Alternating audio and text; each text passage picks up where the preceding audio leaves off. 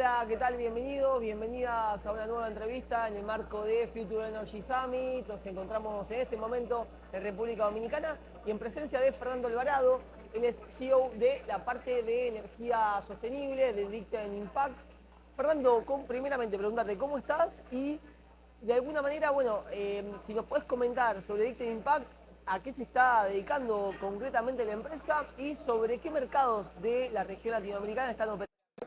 Claro, un gusto estar acá, Guido. Sí, mi nombre es Fernando Alvarado, soy de Costa Rica, soy el gerente o el CEO de Ditken Impact Sustainable Energy, que es la división de nuestro grupo que se llama Ditken Impact, que invierte en proyectos de energía renovable y eficiencia energética, actualmente en Centroamérica y en el Caribe, mediante fondos de impacto que tienen la intencionalidad de generar retornos financieros, pero también impactos positivos ambientales y sociales que contribuyan a los objetivos de desarrollo sostenible de las Naciones Unidas.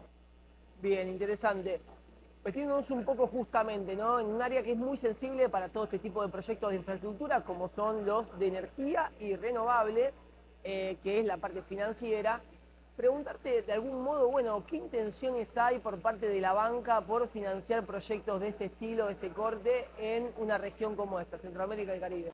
Claro, yo creo que en general hay gran apoyo político, sobre todo institucional, de todos los países de la región por ir diversificando y haciendo una transición de sus matrices energéticas anteriormente muy cargadas en la generación a base de recursos fósiles, a ir gradualmente incorporando las energías renovables con los recursos que cada país cuenta. Entonces hemos visto cómo esa transición se ha ido dando poco a poco y con ella, obviamente, las inversiones en infraestructura requieren grandes inversiones de capital.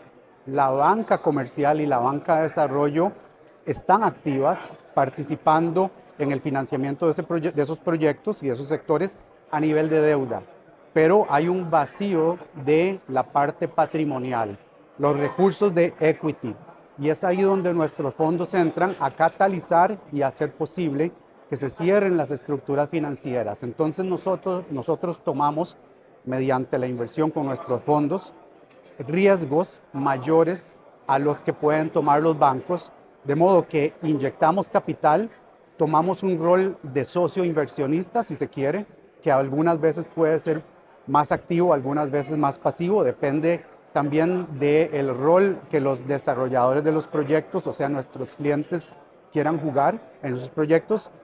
Y entonces hacemos posible que los proyectos se puedan llevar a cabo. Nuestra participación hasta ahora ha sido mediante Project Finance, cuando los proyectos están ya listos, bancables, y llega el momento de construirlos. Bien. ¿Y cuánto, más o menos, cuánto de deuda, cuánto de equity exigen que inviertan las empresas? Digamos, los bancos exigen que inviertan las empresas.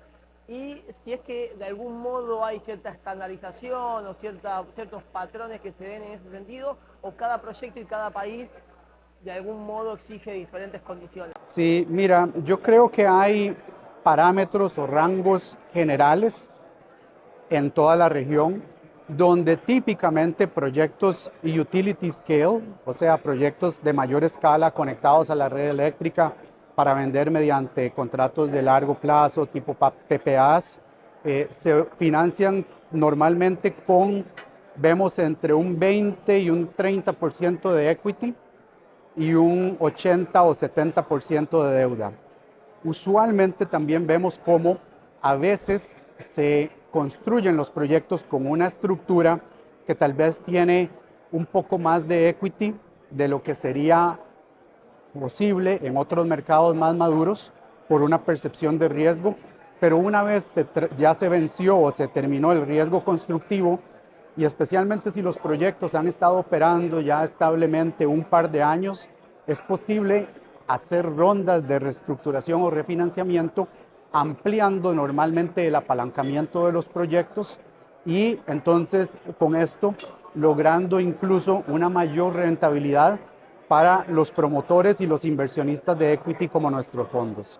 Bien, actualmente, dos preguntitas rápidas, si se quiere. Por un lado, se están cerrando Project Finance dentro dentro de Centroamérica y el Caribe? Sí, claro que sí. Hay bastante actividad. Nosotros tenemos un portafolio repartido. Diría que la mitad está en utility scale, proyectos de mayor escala conectados a la red eléctrica que le venden o a una empresa distribuidora o a varios grandes consumidores del sector privado.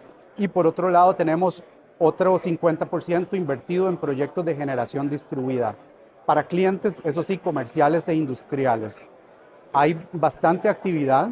Yo siento que la generación distribuida es probablemente un sector que vemos que está creciendo con mayor dinamismo y se viene todavía más crecimiento con la gradual incorporación de almacenamiento en baterías. Pero en general hay bastante movimiento. Sí diría que hay algunos países en especial en la región de Centroamérica y el Caribe que destacan. Sin duda en el Caribe, por mucho, República Dominicana es el mercado más dinámico, buena parte por, digamos, el abordaje político con reglas claras, procesos ágiles y eficientes que tiene la institucionalidad del país para responderle al sector privado, pero también tenemos actividad en Jamaica, por ejemplo, en el Caribe angloparlante, y en Centroamérica yo diría que los mercados tal vez más activos en utility scale en este momento que nosotros vemos son Panamá y El Salvador. En generación distribuida, creo que en todos los países se ha venido avanzando.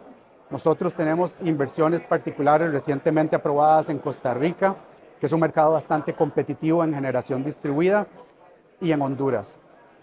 Pero sí, yo diría que en todos estos países, en toda la región, se vienen dando oportunidades diversas, tanto en generación distribuida como en utility scale.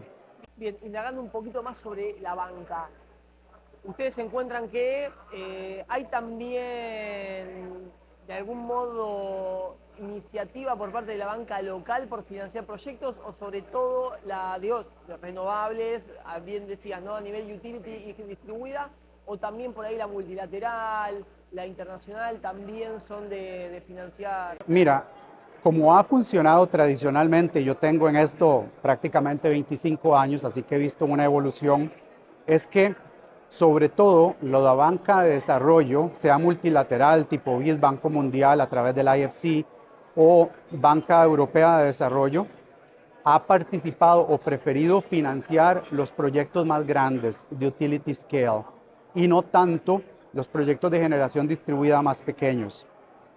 La banca comercial antes financiaba los proyectos un poco más pequeños, pero especialmente con el desarrollo de las energías solares fotovoltaicas y la reducción en los costos de la tecnología que la hacen más competitiva versus otras tecnologías renovables que tal vez implicaban mayores riesgos como hidroelectricidad, la banca comercial local se siente muy a gusto prestando en estos proyectos y hemos visto una evolución de cómo la banca comercial local ha venido creciendo en tamaño y hoy en día es tan competitiva o más competitiva que la banca de desarrollo internacional. Entonces hoy en día estamos viendo proyectos medianos y grandes también, donde ya no necesariamente se van a financiar solo con banca internacional o de desarrollo, sino que pueden ser combinaciones de bancos de desarrollo con banca comercial local, bancos regionales comerciales también, o proyectos que se financian enteramente, proyectos más grandes digo, con banca comercial. En el caso de generación distribuida, nosotros hemos estado invirtiendo en equity para crear portafolios que agrupen varios proyectos más pequeños de generación distribuida en empresas de propósito especial o mecanismos financieros, y a través de crear ciertos portafolios luego empezamos a apalancar deuda, ya sea con la banca comercial o con la banca de desarrollo, y yo diría que hay creciente interés de la banca también de desarrollo por hacer más en el sector de la generación distribuida, y eso significa que tienen que flexibilizar un poco sus políticas para también estar dispuestos a colocar recursos en proyectos de repente un poco más pequeños. Bien, para ir cerrando, consultarte objetivos de Dicten Impact en la parte de lo que es energía sostenible, que se estén proponiendo para este año o el mediano plazo en la región. Cómo no, nosotros administramos 5 fondos de inversión de impacto, 2 especializados en energía sostenible, son los que yo manejo. Tenemos nuestro grupo en activos bajo administración, $150 millones, y estamos en este año desarrollando dos nuevos fondos de impacto, que además trabajan en el tema de la intersección entre energía renovable o los sectores en que estemos invirtiendo y género. Para nosotros el enfoque de género es fundamental en todos nuestros fondos. Entonces, tenemos un nuevo fondo en energía sostenible que lo estamos llamando Fondo 3, que va a ser de 150 millones de dólares. Esperamos esté operativo dentro de un año y estamos en el proceso de levantamiento de capital. Y también tenemos otro fondo con otra vertical del grupo que se llama Alternative Finance, que es todos los demás sectores de negocio que no necesariamente son energía renovable. Estamos hablando fintech, educación, salud, etcétera, que también estamos levantando un nuevo fondo de 100 millones. Entonces, entre estos dos fondos estamos levantando 250 millones este año, que sumados a los 150 que ya tenemos, eventualmente nos posicionarían dentro de un año con assets under management o activos bajo administración del orden de unos 400 millones.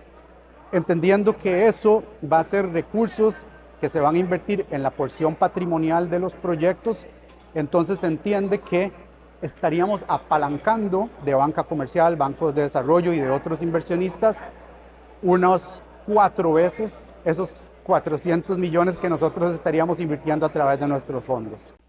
Interesante, es decir que para principios de 2024 muy probablemente hayan 250 millones de dólares pasibles de ser tomados por proyectos de energías renovables, tanto a nivel de utility como de generación de distribución. Ese es nuestro objetivo. Todo dependerá de la velocidad con que le podamos levantar capital, pero por lo menos si no llegamos a esa capitalización, sí estar en una capitalización suficiente que nos permita arrancar con los fondos. Lo que para nosotros sí es muy importante es tener los nuevos fondos porque tenemos todo un pipeline de proyectos que hemos venido desarrollando con los fondos actuales que los tenemos prácticamente invertidos y hay expectativas de nuestros clientes por implementar sus proyectos y entonces necesitamos poder llegar con recursos para poder satisfacer esos planes de inversión. Fernando, muchas gracias por la entrevista.